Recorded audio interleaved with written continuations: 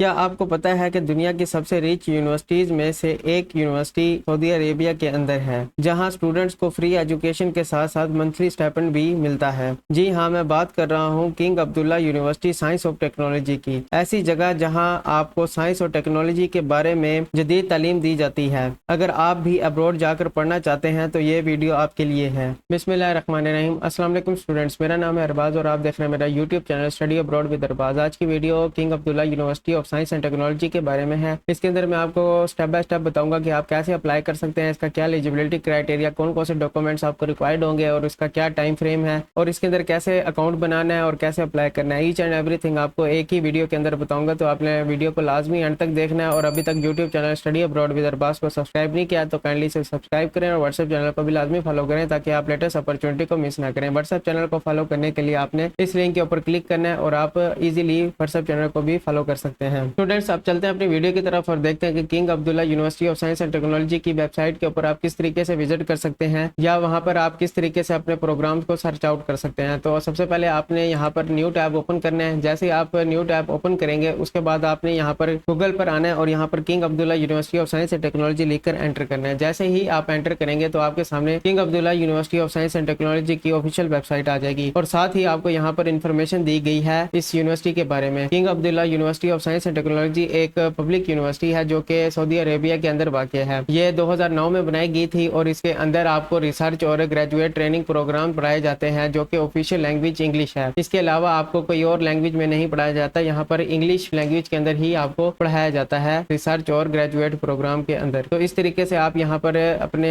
Information को collect कर सकते हैं इस यूनिवर्सिटी के बारे में। तो अब आपने क्या करना है, आपने यहाँ पर king Abdullah University of Science and technology की ऑफिशियल वेबसाइट के ऊपर क्लिक करना है। जैसे ही आप इसके ऊपर क्लिक करेंगे तो आपके सामने king Abdullah University of Science and technology की ऑफिशियल वेबसाइट ओपन हो जाएगी। ये इसकी ऑफिशियल वेबसाइट है। आपने स्क्रॉल डाउन करना है। स्क्रॉल डाउन करने के बाद आपने यहाँ पर इनकी वेबसाइट को अच्छे तरीके से देखना है और एक्सप्लोर करना है कि यहाँ पर आपको क्या कुछ देखने को मिल रहा है। तो इस तरीके से आप इसकी ऑफिशियल वेबसाइट पर आ सकते हैं और इसका लिंक जो है मैं आपको डिस्क्रिप्शन में भी दे दूंगा ताकि आपको कोई इशू ना हो। स्टूडेंट, अब चलते हैं कि आपने यहाँ पर किस तरीके से अपने कोर्स को फाइंड आउट करना है, क्या एलिजिबिलिटी क्राइटेरिया, कौन कौन से डॉक्यूमेंट्स आपको रिक्वायर्ड होंगे। तो उसकी तरफ चलते हैं। सबसे पहले आपने यहाँ पर अप्लाई टू KAUST के ऊपर क्लिक करना है। जैसे ही आप इसके ऊपर क्लिक करेंगे बेसिकली ये फुटर के अंदर आपको लिंक मिल जाएगा आराम से। तो आपने यहाँ आना है। यहाँ पर आने के बाद आपके सामने एक पेज ओपन हो जाएगा, वेब पेज। तो आपने यहाँ पर स्क्रॉल डाउन करना है। जैसे ही आप स्क्रॉल डाउन करेंगे तो आपके सामने यहाँ पर लिखा हुआ है हाउ टू अप्लाई। इसके ऊपर आपने अप्लाई टुडे के ऊपर क्लिक करना है। जैसे ही आप इसके ऊपर क्लिक करेंगे तो आपके सामने एक और वेब पेज ओपन हो जाएगा। अब यहाँ पर आपको एप्लीकेशन स्टेप्स के बारे में बताया गया है। सबसे पहले आपने क्या करना है, पहला स्टेप ये है कि आपने अपना प्रोग्राम फाइंड करना है। फिर उसके बाद आपने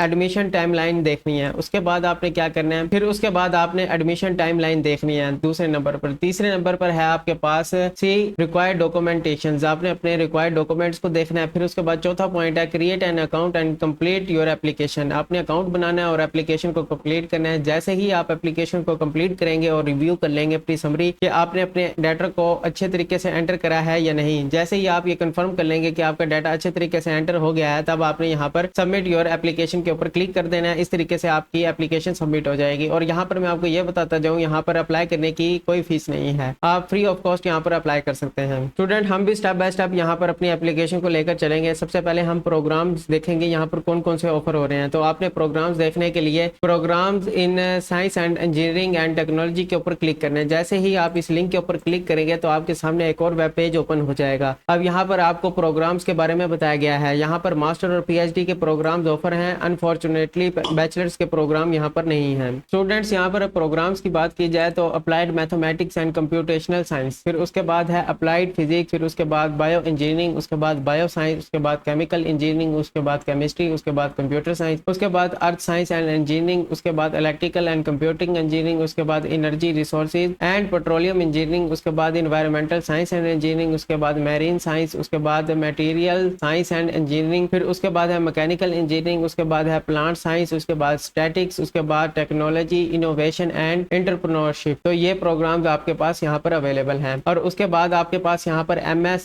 और उसके बाद MS एंड PhD और PhD की भी यहाँ पर आपको बताया गया है। MS वालों के लिए कौन कौन से फॉल 2026 के ओपन हैं और यहाँ पर आपके पास स्प्रिंग 2026 के ओपन हैं। इस तरीके से आपको यहाँ पर बताया गया है कि कौन से प्रोग्राम कौन से कैटेगरी के अंदर ओपन ओपन है, तो आप इस चीज को भी लाजमी देखें। स्टूडेंट्स, यहाँ पर बात की जा रही है टाइमलाइन के बारे में कि स्प्रिंग 2026 का टाइमलाइन और फॉल 2026 का टाइमलाइन। अभी जो ओपन है वो है स्प्रिंग 2026 का टाइमलाइन। तो जैसे ही मैं आपको ये बताऊंगा कि इसकी क्या डेडलाइन है, तो आपको यहाँ पर समझ आ जाएगी कि भी स्प्रिंग 2026 के अंदर आपने अप्लाई करना है, और इसके सामने यहाँ पर मेंशन भी है प्रोग्राम। तो इस तरीके से आप इसको फाइंड आउट कर सकते हैं। स्टूडेंट, इस तरीके से आप अपना प्रोग्राम देख सकते हैं। अब हम वापस चलते हैं और यहाँ पर देखते हैं अपना दूसरा स्टेप, जो कि है एडमिशन टाइमलाइन के बारे में। तो आपने अब यहाँ पर एडमिशन टाइमलाइन को चेक करना है। तो एडमिशन टाइमलाइन को चेक करने के लिए आपने इस लिंक के ऊपर क्लिक करना है। जैसे ही आप इस लिंक के ऊपर क्लिक करेंगे तो आपके सामने एक वेब पेज ओपन हो जाएगा, जिसके अंदर आपको एडमिशन टाइमलाइन के बारे में बताया गया है। अब यहाँ पर की डेट्स एडमिशन टाइमलाइन 2025-26 के बारे में बता रहा है। तो आपने यहाँ पर स्क्रॉल डाउन करना है। स्क्रॉल डाउन करने के बाद स्प्रिंग 2026 एडमिशन के बारे में बता रहा है। यहाँ पर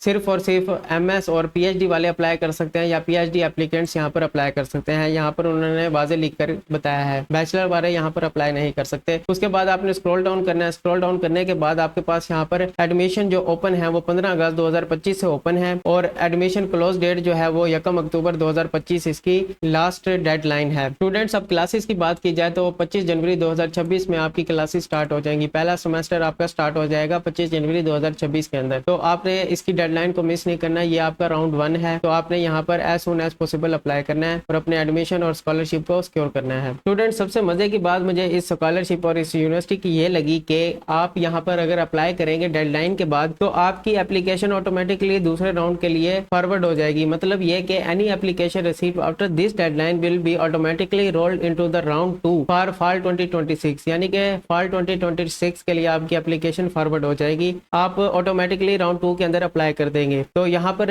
भी इसी तरीके से आपको डेडलाइन वगैरह बताई गई है। फॉल 2026 की एडमिशन ओपन जो है वो 15 अगस्त 2025 से ओपन है, और इसकी डेडलाइन भी 1 अक्टूबर 2025 है, और जो इसका फॉल सेमेस्टर है वो स्टार्ट होगा 30 अगस्त 2026 को। और इसी तरह आपका यहाँ पर दूसरा राउंड है, जो कि इन्होंने बताया कि अगर आप अपनी डेडलाइन को मिस कर देंगे तो राउंड 2 होगा। उसके अंदर भी आपकी एप्लीकेशन जो है वो स्टार्ट है 15 अगस्त से, और इसकी डेडलाइन जो है वो 17 जनवरी 2026 तक इसकी डेडलाइन है। और जो क्लासेस स्टार्ट होंगी वो आपकी क्लासेस स्टार्ट होंगी 30 अगस्त 2026 के अंदर, यानी कि आप यहाँ पर 17 जनवरी 2026 तक अप्लाई कर सकते हैं। स्टूडेंट, यहाँ पर किस्सा मुख्तसर ये है कि अगर आप राउंड 1 के लिए अप्लाई करेंगे तो आप ऑटोमेटिकली राउंड 2 के लिए भी अप्लाई कर देंगे, क्योंकि यहाँ पर वाज़े लिखा हुआ है कि round 1 application are consider for both spring and fall 2026 admissions. तो आपको 2026 फॉल के लिए भी कंसीडर किया जाएगा और आपको 2026 स्प्रिंग के लिए भी कंसीडर किया जाएगा। तो यहाँ पर आपको दोनों के लिए अलग से एप्लीकेशन देने की जरूरत नहीं, आप दोनों में अप्लाई कर देंगे। इसी तरीके से आपने नीचे आना है और यहाँ पर फ्रीक्वेंटली आस्क्ड क्वेश्चन लिखा हुआ है। तो यहाँ पर आपको जितने भी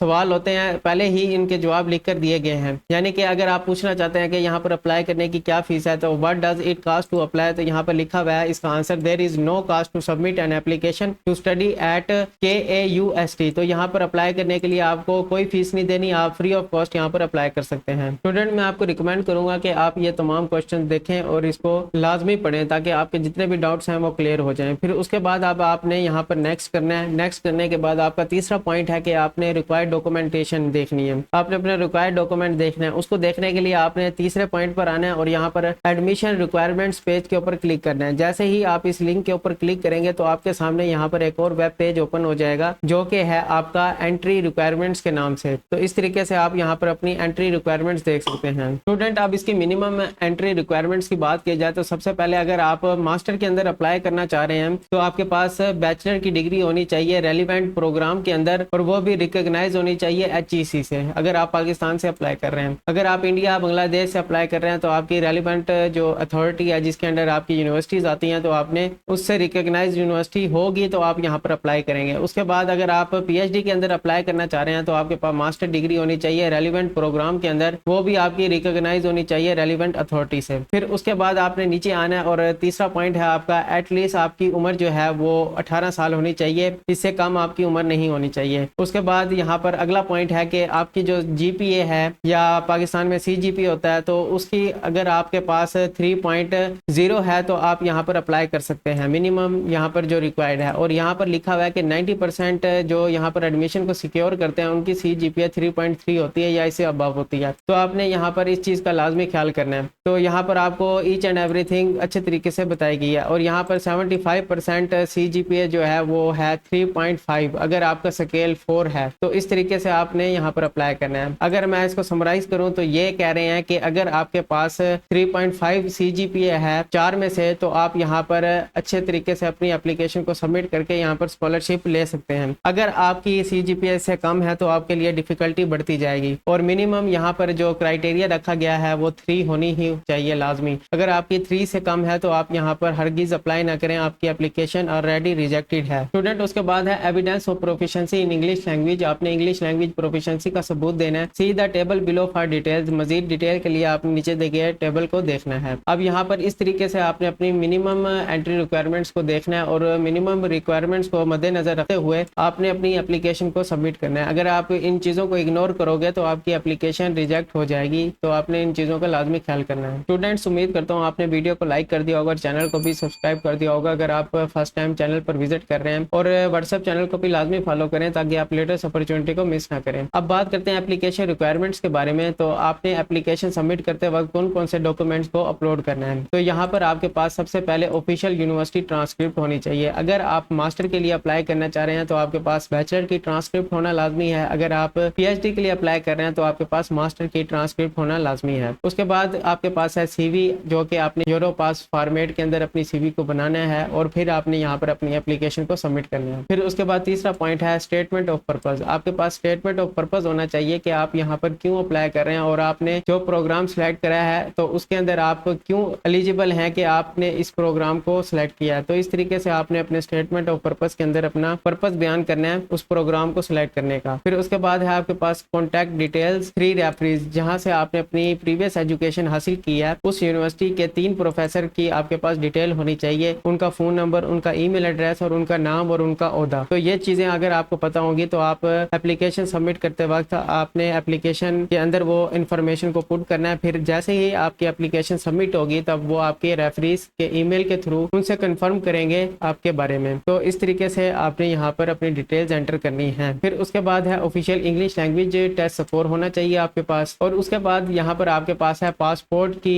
PDF फॉर्मेट में आपके पास कॉपी होनी चाहिए 100 कॉपी, अदरवाइज आपका नेशनल ID कार्ड भी चल जाएगा। तो इस तरीके से आपने अपनी एप्लीकेशन रिक्वायरमेंट्स को पूरा करना है। स्टूडेंट, अब यहाँ पर आपको जो टेबल दिया गया है उसके अंदर ट्रांसक्रिप्ट सिलेक्ट है। अब यहाँ पर आपको ट्रांसक्रिप्ट के बारे में हर चीज मुकम्मल बताई गई है, अच्छे तरीके से गाइड दी गई है, आपने इसको पढ़ना है। पढ़ने के बाद आपके पास यहाँ पर ये क्वेश्चन भी लिखा हुआ है कि अगर आपकी अभी तक डिग्री मुकम्मल नहीं हुई और आपके पास पार्शियल ट्रांसक्रिप्ट है तो आप वो अपलोड कर सकते हैं एप्लीकेशन के अंदर। तो आप बिल्कुल वो एप्लीकेशन के अंदर अपलोड कर सकते हैं अगर आपके पास फाइनल ट्रांसक्रिप्ट नहीं आई। जैसे ही आपके पास फाइनल ट्रांसक्रिप्ट आ जाएगी तो आपने फिर बाद में यूनिवर्सिटी को सेंड करना होगा। इस तरीके से आप यहाँ पर पार्शियल ट्रांसक्रिप्ट के ऊपर भी अप्लाई कर सकते हैं। उसके बाद मिनिमम CGPA रिक्वायर्ड पूछा गया है, तो वो भी आपको यहाँ पर बताया गया है कि जितना अच्छा आपका CGPA होगा उतने ही ज्यादा आपके चांसेस होंगे एडमिशन को और स्कॉलरशिप को सिक्योर करने के। स्टूडेंट्स, इस तरीके से आप अपनी ट्रांसक्रिप्ट की सारी डिटेल्स को अच्छे तरीके से पढ़ेंगे। उसके बाद आपने CV के ऊपर क्लिक करना है इस टेबल के अंदर। यहाँ पर आपके पास CV की जो डिटेल दी गई है कि आपने किस तरीके से CV को बनाना है। आपने CV के अंदर पर्सनल डिटेल्स को शामिल करना है, एजुकेशनल हिस्ट्री को, रेलिवेंट एक्सपीरियंस को और इंटरेस्ट को। ये चीजें आपकी यहाँ पर शामिल होनी चाहिए। अब यहाँ पर आपका फुल नेम होना चाहिए CV के अंदर, जो कि आपका पासपोर्ट या नेशनल आइडेंटिटी कार्ड के ऊपर लिखा हुआ है। उसके बाद आपकी डेट ऑफ बर्थ आपने मेंशन करनी है। उसके बाद आपका यहाँ पर एड्रेस होना चाहिए जो कि आपका करंट एड्रेस होगा, जहाँ आप रह रहे हैं वो आपने CV के अंदर लाजमी एंटर करना है। उसके बाद कॉन्टैक्ट डिटेल्स में आपके पास फोन नंबर और आपका ईमेल, ये भी आपने CV के अंदर लाजमी एंटर करना है। फिर उसके बाद आपने यहाँ पर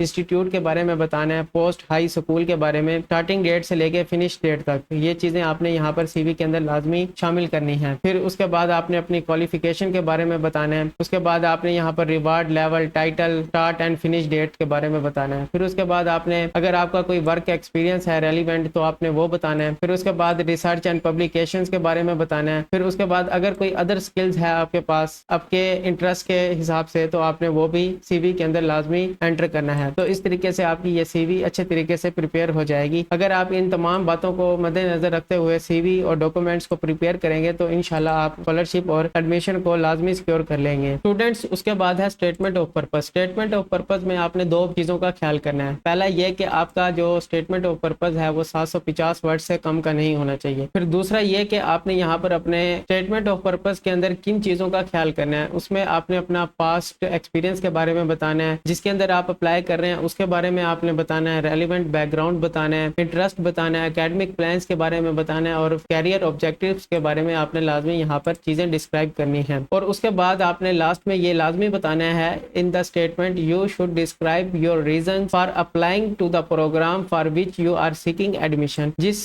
प्रोग्राम के अंदर आप एडमिशन लेना चाह रहे हैं उसके बारे में आपने रीजन को लाजमी डिस्क्राइब करना है कि क्या वजह है कि आपने इस प्रोग्राम को सिलेक्ट किया है। तो अगर आप इन चीज़ों का ख्याल रखेंगे तो आप 100% यहाँ पर अपने एडमिशन को और स्कॉलरशिप को सिक्योर कर पाएंगे। आप एप्लीकेशन तो सबमिट कर देते हैं लेकिन बेसिक चीज़ों को नहीं समझते। जब आप बेसिक चीज़ों को नहीं समझते तो फिर आप कहीं ना कहीं गलती कर देते हैं और आप अपनी एप्लीकेशन को रिजेक्ट करवा देते हैं। तो आपने इन चीज़ों का ख्याल करना है और वीडियो को लाजमी एंड तक देखते रहें ताकि आपको चीज़ों के बारे में सारी चीज़ें क्लियर हों। ऐसा ना हो कि आप फिर किसी एक ऐसी इंपॉर्टेंट इंफॉर्मेशन को मिस कर दें जो आपने मिस नहीं करनी चाहिए थी। इस तरीके से आप अपनी एप्लीकेशन को सबमिट करेंगे। स्टूडेंट्स, स्टेटमेंट ऑफ पर्पस के बाद है रेफरेंसेस। रेफरेंसेस के अंदर आपके पास 3 प्रोफेसर्स की डिटेल्स होनी चाहिए, जिसके अंदर उनका ईमेल एड्रेस, फोन नंबर, ये सारी चीज़ें आपके पास होनी चाहिए, डिटेल्स होनी चाहिए उनकी। तो जैसे ही आप पोर्टल के ऊपर अपलोड करेंगे तो फिर उनके पास आपके रेफरीज की डिटेल्स चली जाएंगी। फिर वो आपके रेफरीज से कॉन्टैक्ट करेंगे और वो फिर आपके बिहाफ पर आपके रिकमेंडेशन लेटर को अपलोड करेंगे। स्टूडेंट, यहाँ पर कुछ अहम बातें हैं कि क्या आप खुद से अपने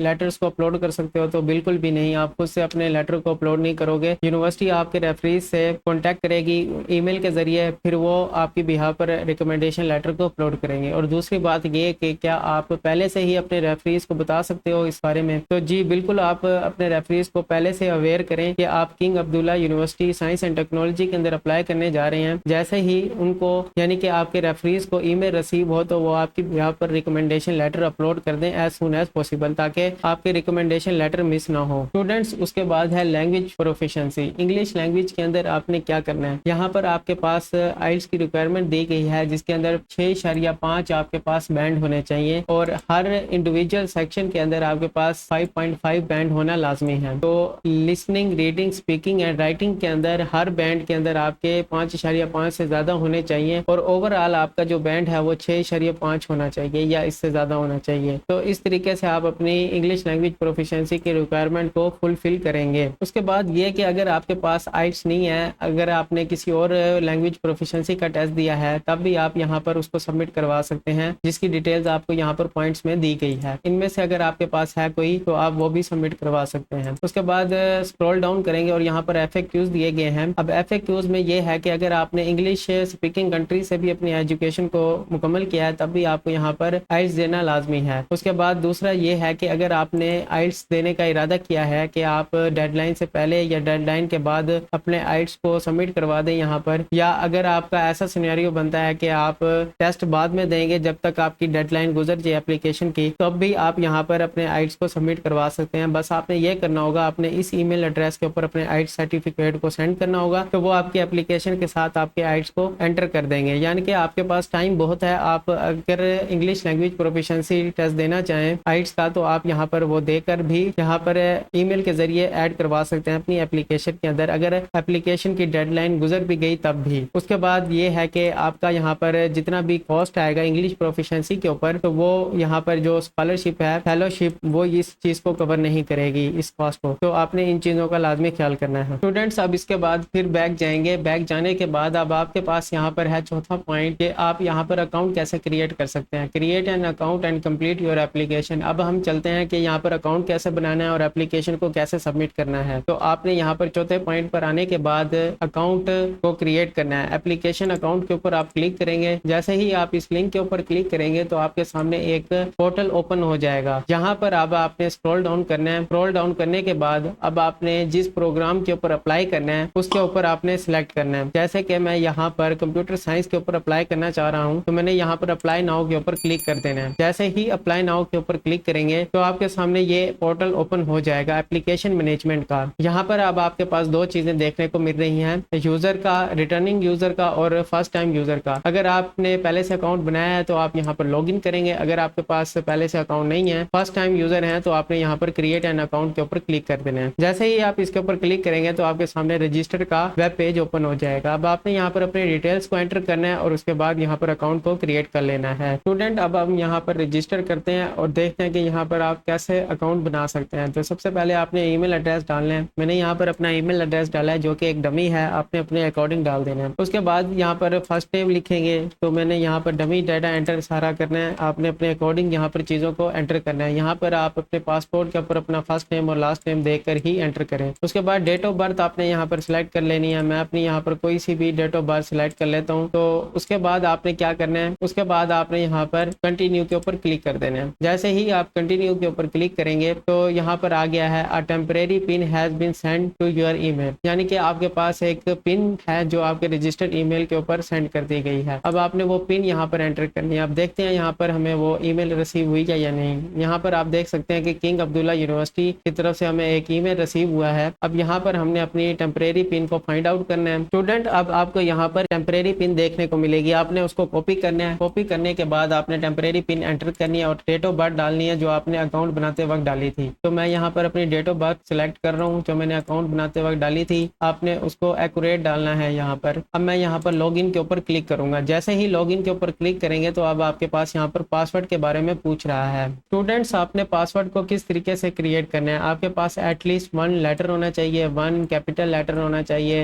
एटलीस्ट 1 नंबर होना चाहिए और 12 कैरेक्टर्स होने चाहिए। और उसके बाद जो आप न्यू पासवर्ड डालेंगे और अगेन पासवर्ड डालेंगे वो आपस में मैच होना चाहिए। तो मैं यहाँ पर अपना पासवर्ड क्रिएट कर रहा हूँ। जैसे ही आप सारी रिक्वायरमेंट्स को फुलफिल कर देंगे तो ये आपके सामने ग्रीन हो गए हैं। अब आपने यहाँ पर सेट पासवर्ड के ऊपर क्लिक कर देना है। जैसे ही आप सेट पासवर्ड के ऊपर क्लिक करेंगे तो आपका यहाँ पर अकाउंट क्रिएट हो जाएगा। स्टूडेंट, अकाउंट क्रिएट होने के बाद आपने स्टार्ट अ न्यू एप्लीकेशन के ऊपर क्लिक करना है। जैसे ही आप क्लिक करेंगे तो सिलेक्ट एन एप्लीकेशन टाइप 2026 आ जाएगा। अब आपने यहाँ पर 2026 फॉल को सिलेक्ट करना है या 2026 स्प्रिंग को सिलेक्ट करना है, अब ये आपके ऊपर है। तो मैं यहाँ पर 2026 स्प्रिंग को सिलेक्ट करूंगा और पहले राउंड के अंदर अप्लाई करूंगा। तो यहाँ पर क्रिएट एप्लीकेशन के ऊपर क्लिक कर दूंगा। जैसे ही इसके ऊपर क्लिक करेंगे तो अब आपके पास यहाँ पर ओपन एप्लीकेशन का आ जाएगा। आपने इसके ऊपर क्लिक करना है। जैसे ही आप इसके ऊपर क्लिक करेंगे तो आपकी एप्लीकेशन ओपन हो जाएगी। अब आपने यहाँ पर इंस्ट्रक्शंस को पढ़ना है अच्छे तरीके से। स्टूडेंट्स, यहाँ पर आपको एप्लीकेशन इंस्ट्रक्शंस के बारे में बताया जा रहा है जिसमें आपका रेड स्टडी के अंदर जितनी भी फील्ड हैं वो सारी आपको फिल आउट करना कंपलसरी है। अगर आप वो फिल आउट नहीं करेंगे तो आपकी एप्लीकेशन सबमिट नहीं होगी। इस चीज़ का आपने लाजमी ख्याल करना है। और आपको मैं ये बताता जाऊँ, स्कॉलरशिप अप्लाई करने के लिए आपने सिर्फ यूनिवर्सिटी के अंदर अप्लाई करना है तो आप ऑटोमेटिकली स्कॉलरशिप के लिए एलिजिबल हो जाएंगे। ये इनकी वेबसाइट के ऊपर भी दिया गया है और इस इंस्ट्रक्शंस के अंदर भी आपको ये देखने को मिल जाएगा। तो इस चीज़ की आपने टेंशन नहीं लेनी। तो इस चीज़ का आपने लाजमी ख्याल करना है। आपने अलहदा से कोई एप्लीकेशन को सबमिट नहीं करना, आपने सिर्फ और सिर्फ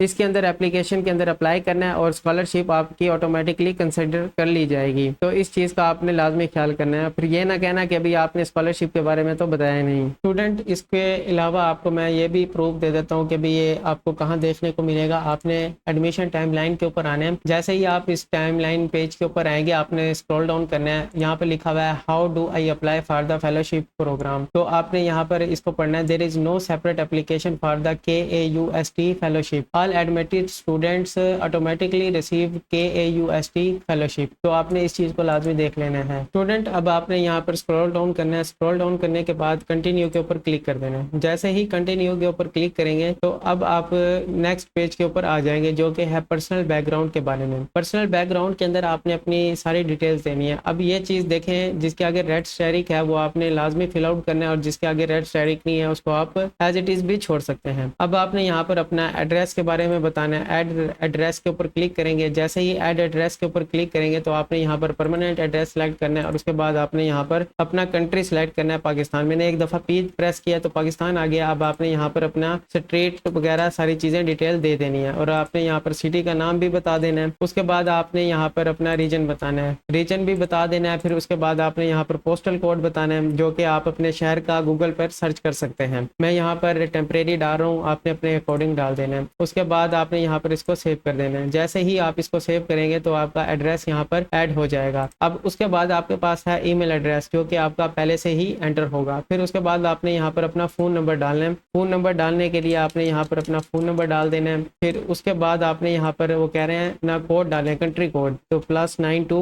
फिर उसके बाद मैं यहाँ पर अपना फ़ोन नंबर ऐड कर देता हूँ। फिर इसको मैं कॉपी करता हूँ और इसको मैं यहाँ पर पेस्ट कर देता हूँ। इस तरीके से मैं यहाँ पर अपना फ़ोन नंबर ऐड कर दिया है। उसके बाद आपने नीचे आना है। नीचे आने के बाद यहाँ पर आपने अपना जेंडर सेलेक्ट करना है। फिर उसके बाद आपने डेट ऑफ बर्थ बतानी है अपनी, जो कि मैं अपनी यहाँ पर सिलेक्ट कर रहा हूँ, आपने अपने अकॉर्डिंग ही डाल देनी है। उसके बाद आपने क्या करना है, फिर उसके बाद आपने यहाँ पर अपना स्टेटस बताना है, सिंगल या मैरिड। फिर उसके बाद आपने यहाँ पर स्टूडेंट्स, उसके बाद आपके पास how many dependents spouse and children do you have, तो आपने अपने अकॉर्डिंग यहाँ पर एंटर कर देना है। उसके बाद नेटिव लैंग्वेज के अंदर आपने बताना है, यू प्रेस करेंगे 2 बार तो आपके पास उर्दू आ जाएगा। उसके बाद आपने प्राइमरी सिटीजनशिप बतानी है, जो कि है पाकिस्तान, आपने पी प्रेस करना है और पाकिस्तान आ जाएगा। आप अपने कंट्री के अकॉर्डिंग भी सिलेक्ट कर सकते हैं। उसके बाद आपके पास डुअल नेशनैलिटी है तो बता दें, अगर डुअल नेशनैलिटी नहीं है तो आप इसको भी स्किप कर सकते हैं। फिर उसके बाद आपने परमानेंट रेजिडेंस बताना है, आपने येस के ऊपर क्लिक करना है। उसके बाद है आर यू सऊदी रेजिडेंट, उसके बाद आपने नो के ऊपर क्लिक कर देना है। स्टूडेंट, उसके बाद आपने यहाँ पर अपना पासपोर्ट नंबर बताना है, जो कि मैं यहाँ पर डमी एंटर कर रहा हूँ, आपने अपने अकॉर्डिंग डालना है। उसके बाद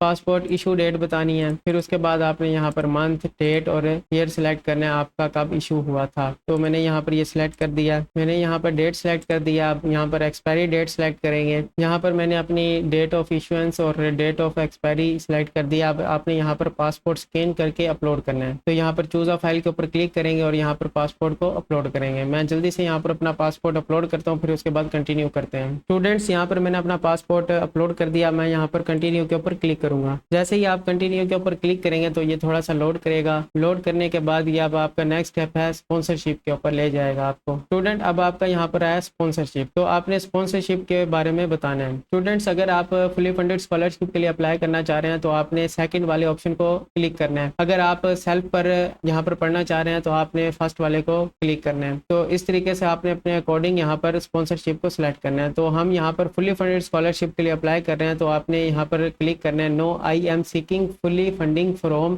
KAUST, तो आपने इसके ऊपर क्लिक कर देना है। जैसे ही आप इसके ऊपर क्लिक करेंगे तो आपने यहाँ पर कंटिन्यू के ऊपर क्लिक कर देना है। कंटिन्यू के ऊपर क्लिक करने के बाद आपके सामने यहाँ पर KAUST प्रोग्राम डिटेल्स आ जाएगा, तो आपने अपने यहाँ पर प्रोग्राम्स की डिटेल्स वगैरह एंटर करनी है। स्टूडेंट्स, अब यहाँ पर प्रोग्राम डिटेल्स को एंटर करते हैं। आपने इसके ऊपर क्लिक करना है और यहाँ पर स्प्रिंग 2026 को सिलेक्ट कर लेना है। उसके बाद आपने डिग्री टाइप के बारे में बताना है। अगर आप मास्टर और PhD के लिए अप्लाई करना चाह रहे हैं तो आपने इसको सिलेक्ट करना है। अगर आप सिर्फ PhD के लिए अप्लाई करना चाह रहे हैं तो आपने सिर्फ PhD को सिलेक्ट करना है। तो इस तरीके से आप अपना यहाँ पर सिलेक्ट कर सकते हैं। तो मैं मास्टर वालों के लिए अप्लाई कर रहा हूँ, तो यहाँ पर हम इसको मास्टर को सिलेक्ट करेंगे। उसके बाद आप प्रोग्राम देखेंगे, तो प्रोग्राम के अंदर मैंने यहाँ पर कंप्यूटर साइंस को सिलेक्ट कर लिया। अब उसके बाद फैकल्टी इंटरेस्ट के बारे में पूछ रहा है कि have you discuss your application with a member of the KEUST faculty, तो यहाँ पर आपको फैकल्टी लिस्ट दी गई है। आपने इस लिस्ट के ऊपर क्लिक करना है। तो जैसे ही आप क्लिक करेंगे आपके सामने यहाँ पर फैकल्टी लिस्ट आ जाएगी। तो डिग्री प्रोग्राम के ऊपर क्लिक करेंगे और यहाँ पर आने के बाद आपने कंप्यूटर साइंस को सिलेक्ट कर लेना है अपने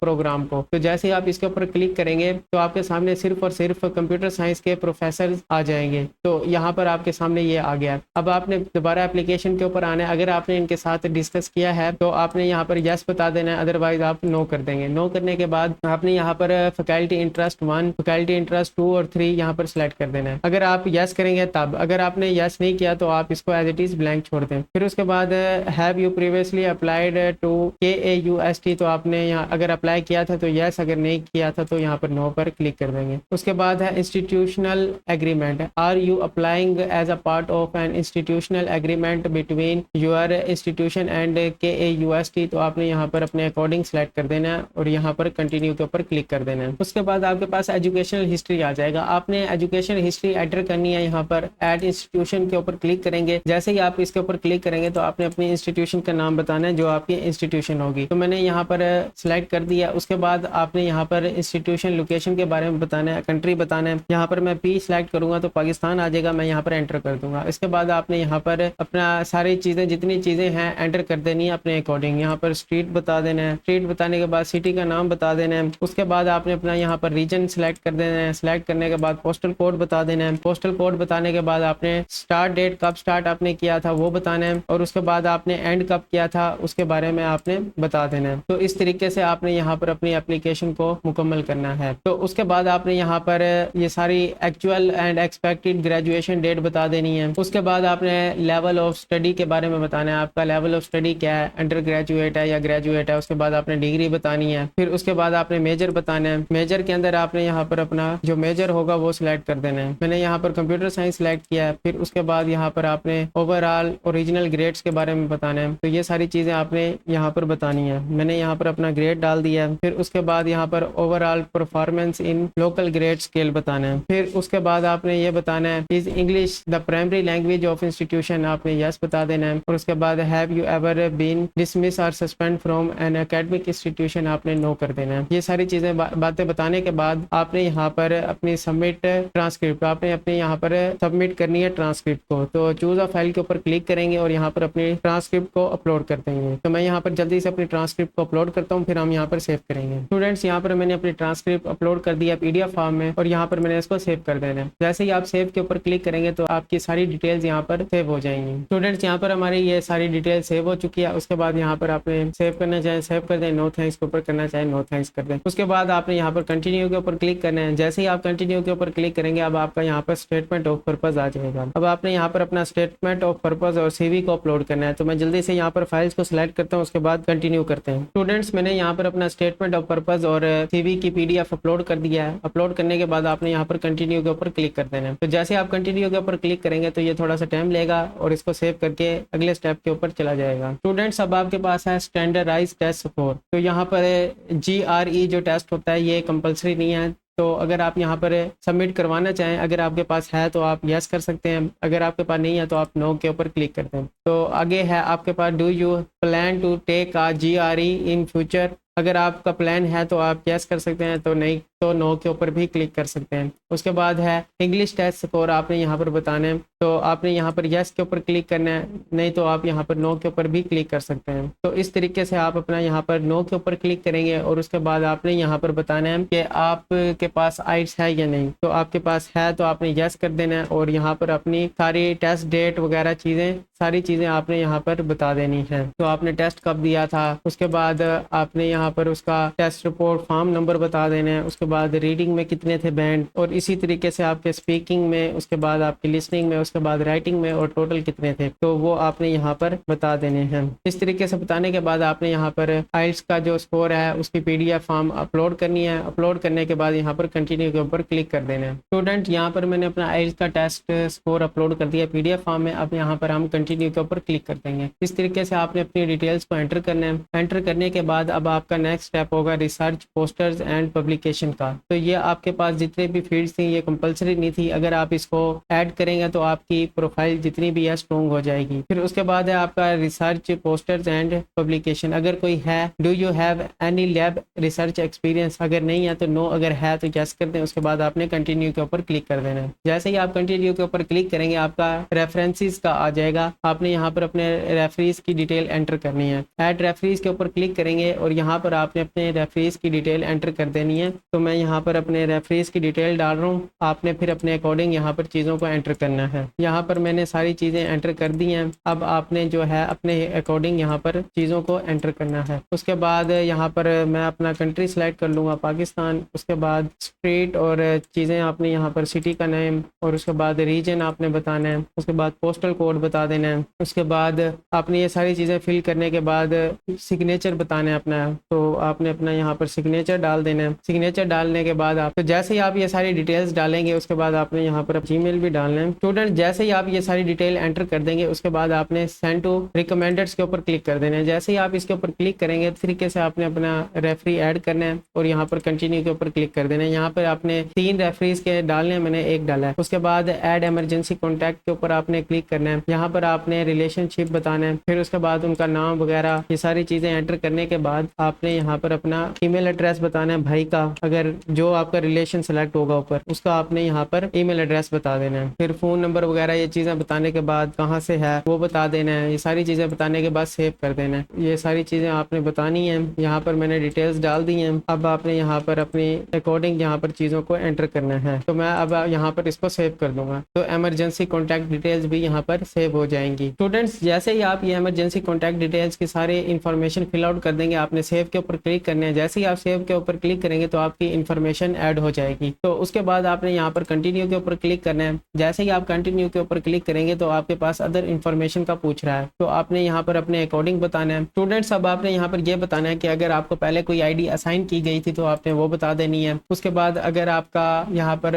कोई फैमिली मेम्बर जो है एम्प्लॉय है तो आपने वो बता देना है, तो नहीं है तो आपने यहाँ पर नो के ऊपर क्लिक कर देना है। उसके बाद आप पहले हैं जो यहाँ पर अप्लाई कर रहे हैं या डिग्री ले रहे हैं तो आपने यस के ऊपर क्लिक कर देना है। उसके बाद है यहाँ पर आपका, अगर आपने कोई इवेंट वगैरह ज्वाइन किया था तो आपने ये बता देना है, तो अगर आपने नहीं किया तो नो के ऊपर क्लिक कर दें। उसके बाद आपको king Abdullah university science and technology का कहाँ से पता चला, तो आपने अदर वेबसाइट, सोशल मीडिया या इसमें से कोई भी एक सिलेक्ट कर लें, तो सर्च इंजन भी सिलेक्ट कर सकते हैं। उसके बाद आपने कंटिन्यू के ऊपर क्लिक कर देना। जैसे ही आप कंटिन्यू के ऊपर क्लिक करेंगे अब आपका यहाँ पर सिग्नेचर मांगा जाएगा, तो आपने यहाँ पर अपना फुल लीगल नेम के अंदर सिग्नेचर दे देना है। उसके बाद आपने यहाँ पर कंटिन्यू के ऊपर क्लिक कर देना है। जैसे ही आप कंटिन्यू के ऊपर क्लिक करेंगे तो यहाँ पर रेफरेंसेस के अंदर हमने एक रेफरेंस डाला था तो आपने 3 रेफरेंस डालने हैं। इस तरीके से आपने यहाँ पर अपनी एप्लीकेशन को कंप्लीट करना है। स्टूडेंट्स, यहाँ पर मैंने तीनों रेफरीज की डिटेल्स एंटर कर दी है ताकि आपका टाइम बचे। उसके बाद आपने रिव्यू के ऊपर क्लिक करना है। जैसे ही आप रिव्यू के ऊपर क्लिक करेंगे अब आपके पास यहाँ पर सबमिट एप्लीकेशन का ऑप्शन आ गया है। अब आपने यहाँ पर सबमिट एप्लीकेशन के ऊपर क्लिक करना है तो आपकी एप्लीकेशन सबमिट हो जाएगी। तो इस तरीके से आपने अपनी एप्लीकेशन को सबमिट करना है। स्टूडेंट्स, उम्मीद करता हूँ आपको वीडियो पसंद आई होगी और आपने चैनल को भी सब्सक्राइब कर दिया होगा और वीडियो को भी लाइक कर दिया होगा। अगर आपको कोई सवाल हो तो आप कमेंट सेक्शन में पूछ सकते हैं, मैं आपके कमेंट का जवाब दूंगा। और अगर अभी तक आपने व्हाट्सएप चैनल को भी फॉलो नहीं किया तो काइंडली इसको भी फॉलो करें ताकि आप लेटेस्ट अपॉर्चुनिटी को मिस ना करें। मिलते हैं अपनी नेक्स्ट वीडियो में, तब तक के लिए अल्लाह हाफिज़।